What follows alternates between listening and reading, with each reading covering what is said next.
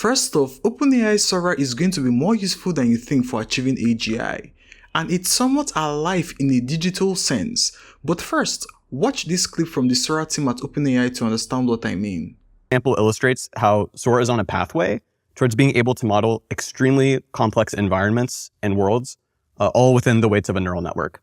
And looking forward, in order to generate truly realistic video, you have to have learned some model of how people work, how they interact with others, how they think ultimately, and not only people, also animals and really any kind of object you want to model.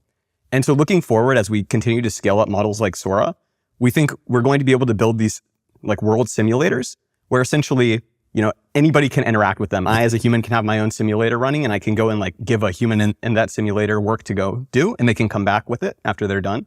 And we think this is a pathway to AGI, which is just going to happen as we scale up Sora in the future.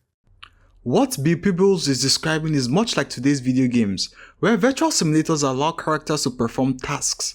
OpenAI aims to embed an AI agent similar to a video game character, but with its own intelligence. This AI would navigate, solve problems, and achieve goals autonomously while learning from its interactions. For example, hundreds of such agents could be tasked with finding a cure for cancer or solving world hunger. The agent's understanding of the world will be embedded in its neural network, essentially its brain, allowing it to learn and adapt. With sufficient scaling and continuous interaction, the agent will develop sophisticated capabilities to make decisions in the simulated environment and ultimately in the real world also. Because if you think about it, that's the same way we humans operate. That's why I feel like Sora could be alive as I speak. It could be carrying out tasks in the digital world that could help make a meaningful impact if translated to the physical world. Some people, including myself, feel there'll be a sim-to-real domain gap between the real world and the digital world.